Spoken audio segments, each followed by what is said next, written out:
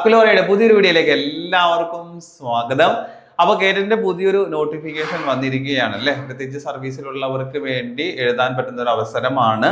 നമുക്കറിയാം കേറ്ററ്റ് നിർബന്ധമാക്കിയ ഒരു സാഹചര്യത്തിൽ സർവീസിലുള്ള ടീച്ചേഴ്സ് ഒക്കെ ഈ ഒരു കേറ്ററ്റ് നേടിയെടുക്കാനുള്ള പരിശ്രമത്തിലാണ്. അപ്പോൾ പൊതുവെ നമുക്കിപ്പോൾ ബാച്ചിലായിരുന്നാലും അല്ലെങ്കിൽ നമുക്ക് വരുന്ന എൻക്വയറിയിലായിരുന്നാലും കമന്റിലായിരുന്നാലും ഇവർ പറയുന്ന രണ്ട് ആശങ്കകളുണ്ട് കേട്ടോ. എനിക്ക് തോന്നുന്നത് ഏറെക്കുറെ എല്ലാ ടീച്ചേഴ്സിനും സർവീസിലുള്ള ടീച്ചേഴ്സിനും അവരനുഭവിക്കുന്ന രണ്ട് തരത്തിലുള്ള ആശങ്കകളാണ്. അതിൽ ഒന്ന് എന്ന് പറയുന്നത് ഈ പരീക്ഷ എഴുതുമ്പോൾ ഒരു ഗ്യാപ്പിന് ശേഷമാണ് എഴുതുന്നത്. ഇപ്പോൾ BEd കഴിഞ്ഞിട്ടുള്ള ആളുകളുണ്ടാവും, DLEd കഴിഞ്ഞിട്ടുള്ള ആളുകളുണ്ടാകും, 15 വർഷ സർവീസ്, 20 വർഷ സർവീസ് എന്നൊക്കെ പറഞ്ഞിട്ട് എഴുതുന്നവരുണ്ടാകും. നമുക്ക് ബാച്ചിലുള്ള കുട്ടികളായിരുന്നാലും അതല്ലാണ്ട് നമ്മുടെ ക്ലാസ്സസ് ഒക്കെ വാച്ച് ചെയ്യുന്ന കുട്ടികളൊക്കെ ആയിരുന്നാലും അവരുടെ എക്സ്പീരിയൻസ് പറയുമ്പോൾ നമുക്കറിയാൻ പറ്റുന്നത് ഇത്രയും ഗ്യാപ്പിന് ശേഷം പഠിച്ചെടുക്കുക എന്ന് പറയുന്ന ഒരു ബുദ്ധിമുട്ട്, അതാണ് ഒന്നാമത്തെ ഒരു പ്രയാസം, ഒന്നാമത്തെ ഒരു ആശങ്ക എന്ന് പറയുന്നത്. അതേപോലെ തന്നെ രണ്ടാമത്തെ ഒരു പ്രശ്നം എന്ന് പറഞ്ഞിട്ടുണ്ടെങ്കിൽ വേണ്ടത്ര സമയമില്ല എന്നുള്ളൊരു പ്രോബ്ലം. അപ്പോൾ നമുക്കറിയാം സർവീസിലുള്ളവരെ സംബന്ധിച്ചിടത്തോളം ഒത്തിരി വർക്കുകൾ ഉണ്ടാവും അവർക്ക് അല്ലേ. പഠിപ്പിക്കൽ മാത്രമല്ല, അതല്ലാതെ വർക്കുകളും അവർ ചെയ്യുന്നുണ്ട്, സ്കൂൾ സംബന്ധമായിട്ടുള്ള വർക്കുകൾ ചെയ്യേണ്ടത്, പിന്നെ വീട്ടിലെ കാര്യങ്ങൾ, ഇതൊക്കെ വെച്ച് നോക്കുമ്പോൾ സമയക്കുറവും പ്രശ്നമാണ്. ഇപ്പൊ രണ്ട് ആശങ്കകളാണ്. ഒന്ന്, ഇത്രയും ഗ്യാപ്പ് വന്നപ്പോൾ പഠിച്ചെടുക്കാനുള്ള പ്രയാസവും, രണ്ട്, സമയക്കുറവും എന്നുള്ളത്. അതാണ് സർവീസിലുള്ള അധ്യാപകർ ഏറ്റവും കൂടുതൽ പ്രയാസപ്പെടുത്തുന്നത്. ഇവിടെ നമ്മൾ ഈ രണ്ട് കാര്യത്തെയും വളരെ ബുദ്ധിപരമായിട്ട് കൈകാര്യം ചെയ്യുകയാണ് എങ്കിൽ നമുക്ക് എന്ത് ചെയ്യാൻ പറ്റും? കേറ്ററ്റ് എന്ന് പറയുന്ന ആ ഒരു കടമ്പ കടന്നെടുക്കാൻ സാധിക്കും. ഇവിടെ എത്ര ഗ്യാപ്പ് ഉണ്ട്, എത്ര വർഷം സർവീസ് ഉണ്ട്, ഇത്രയും പഠിച്ചിട്ടില്ലല്ലോ, സമയക്കുറവുണ്ട്, ഇതൊന്നും ഒരു പ്രോബ്ലം അല്ല. ഇവിടെ നിങ്ങൾ ചെയ്യേണ്ട ചില കാര്യങ്ങൾ അതൊന്ന് ശ്രദ്ധിച്ചിട്ടുണ്ടെങ്കിൽ നമുക്ക് ഈ ഒരു പരീക്ഷയെ സിമ്പിളായിട്ട് കയ്യിലൊതുക്കാൻ സാധിക്കും. അതെന്താണെന്ന് ഞാൻ പറയാം. അതിനു മുമ്പ് നമുക്കറിയാം നമ്മുടെ ക്ലാസ്സുകളൊക്കെ വാച്ച് ചെയ്തിട്ടുള്ള അല്ലെങ്കിൽ നമ്മുടെ ബാച്ചിൽ ചേർന്നിട്ടുള്ള കുട്ടികൾ പറയുന്ന അവരുടെ ഒരു കമന്റ് നമ്മൾ പറയുന്നതിനേക്കാൾ നല്ലത് അവർ പറയട്ടെ. കണ്ടോ, ഇത് 94 പ്രിലിമിനറി ബാച്ച് ആയിരുന്നു. റംലത്ത് 30 വർഷത്തെ സർവീസ് ഉണ്ട് കേട്ടോ, 30 വർഷത്തെ സർവീസ് ഉണ്ട്. അതിനുശേഷമാണ് എങ്ങനെ കേറ്ററ്റ് എക്സാം എഴുതും എന്നുള്ളൊരു ആശങ്ക വന്നിട്ടുള്ളത്, ടെൻഷൻ അടിച്ചിരിക്കുകയാണ്. അപ്പോൾ കോഡ് വെച്ചിട്ടുള്ള ക്ലാസ്സസ് കണ്ടപ്പോൾ കുറച്ചുകൂടി ക്യാച്ച് ചെയ്യാൻ തോന്നി കേട്ടോ. അതുപോലെ തന്നെ ഒത്തിരി കമൻസും ഒത്തിരി വോയിസ് കമൻസും ഒക്കെ നമുക്ക് വരുന്നുണ്ട്. വളരെ നീണ്ട, അതായത് സാധാരണ ഒരു അടിപൊളിയാണ്, ഉഷാറാണ്, നല്ല ക്ലാസ് എന്നല്ല, എസ്സേ ടൈപ്പുള്ള കമൻസ് പോലും എഴുതുന്നുണ്ട്. നിങ്ങൾക്ക് വായിച്ചു തന്നെ മനസ്സിലാകും കേട്ടോ. 15 ദിവസത്തെ ക്രാഷ് ബാച്ചിൽ ജോയിൻ ചെയ്തിട്ടാണ് കുട്ടി സൈക്കോളജിയും അറബിക് പെഡഗോജിയും ഒക്കെ പാസ്സായിട്ടുള്ളത്. ഓക്കെ, അപ്പോൾ ഇതേപോലെയുള്ള കമൻസുകൾ ഒരു കുട്ടിയൊക്കെ BEd കഴിഞ്ഞ് 25 വർഷമായി, സൈക്കോളജി മറന്നുപോയി, 21 വർഷം സർവീസ് ഉണ്ട്, 117 മാർക്ക് കിട്ടി എന്നുള്ളത്.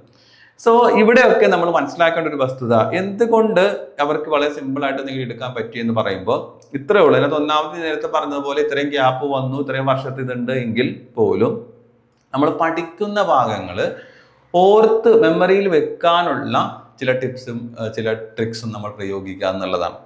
ഇപ്പോൾ നമ്മുടെ ക്ലാസ്, നിങ്ങൾ അക്ലോറയുടെ ക്ലാസ് കണ്ടാൽ, അക്ലോറയുടെ ക്ലാസ് സൈക്കോളജി ആയിരുന്നാലും മലയാളം ആയിരുന്നാലും ഇംഗ്ലീഷ് ആയിരുന്നാലും അറബി ആയിരുന്നാലും നിങ്ങൾ വാച്ച് ചെയ്തിട്ടുണ്ടെങ്കിൽ മനസ്സിലാക്കാൻ സാധിക്കും. നമ്മൾ മാക്സിമം കണക്ട് ചെയ്ത് പറഞ്ഞു ആണ് പോകുന്നത്.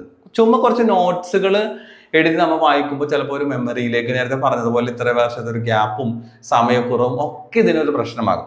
ഓക്കെ, അപ്പം അതുകൊണ്ട് നമ്മൾ പഠിക്കുന്ന സംഭവങ്ങൾ എല്ലാത്തിനും നമുക്ക് കോഡ് വെച്ചൊന്നും പഠിക്കാൻ സാധിക്കില്ല. പക്ഷേ കോഡ് വെച്ച് അല്ലെങ്കിൽ കണക്ട് ചെയ്ത് പഠിക്കാൻ പറ്റുന്ന സംഭവങ്ങളെ കണക്ട് ചെയ്ത് പഠിച്ചിട്ടുണ്ടെങ്കിൽ നിങ്ങൾക്ക് എന്ത് ചെയ്യാൻ പറ്റും? അത് മറക്കാതിരിക്കാനുള്ള ഒരു എളുപ്പ വഴിയാണ്. മനസ്സിലാവേണ്ടത് ഞാൻ പറയേണ്ട, നമ്മുടെ അക്ലോറയുടെ ക്ലാസ്സസ് അതുപോലെ തന്നെ നിങ്ങൾ എടുത്ത് നോക്കിയിട്ടുണ്ടെങ്കിൽ അതിൻ്റെ താഴെയുള്ള കമൻസ് നിങ്ങളോട് സംസാരിക്കും, അതിൻ്റെ താഴെയുള്ള കമൻസ് നിങ്ങളോട് പറയുന്നതായിരിക്കും.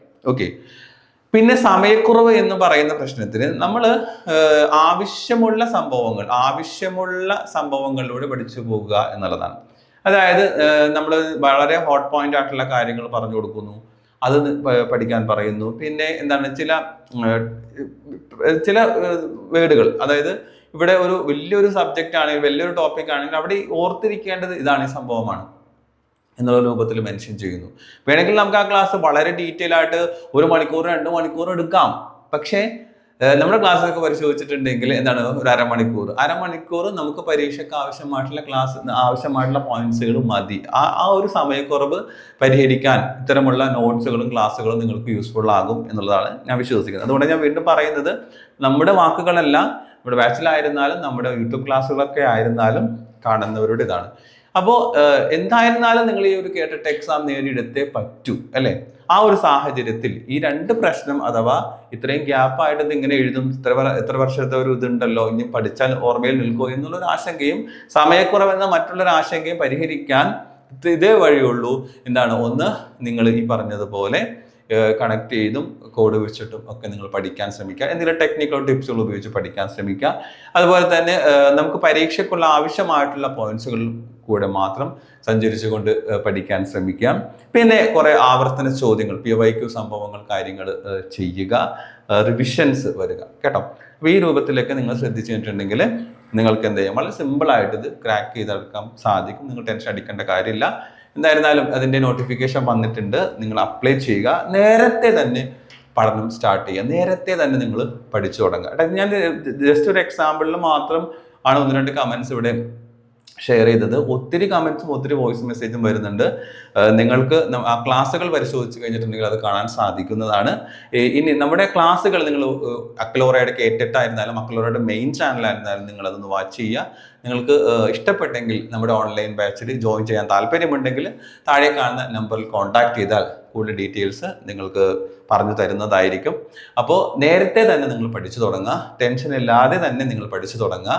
അപ്പോൾ ഈ രൂപത്തിൽ നിങ്ങളുടെ ക്ലാസ്സുകൾ മുന്നോട്ട് കൊണ്ടുപോകാൻ ഈ പ്രാവശ്യം തന്നെ കേട്ടിട്ട് നിങ്ങൾക്ക് നേടിയെടുക്കുവാനും സാധിക്കും. ഓക്കെ, അപ്പോൾ ഇതായിരുന്നു ഇന്നത്തെ വീഡിയോ. ഇതിൻ്റെ കൂടുതൽ അപ്ഡേഷൻസും കൂടുതൽ കാര്യങ്ങളും അതുപോലെ തന്നെ നിങ്ങൾക്ക് വേണ്ട ക്ലാസ്സും സംഭവങ്ങളും യൂട്യൂബിലും അല്ലാതെയും ഒക്കെ നമ്മൾ ഇടുന്നുണ്ട്. അപ്പോൾ കോഴ്സിൽ ജോയിൻ ചെയ്യാൻ താല്പര്യമുള്ളവർക്ക് സ്ക്രീൻ കാണുന്ന നമ്പറിൽ കോൺടാക്ട് ചെയ്യാം. പുതിയ അപ്ഡേഷൻസും കാര്യങ്ങളുമായിട്ട് നമുക്ക് വീണ്ടും കാണാം. അതുവരെ എല്ലാവർക്കും ബൈ ബൈ.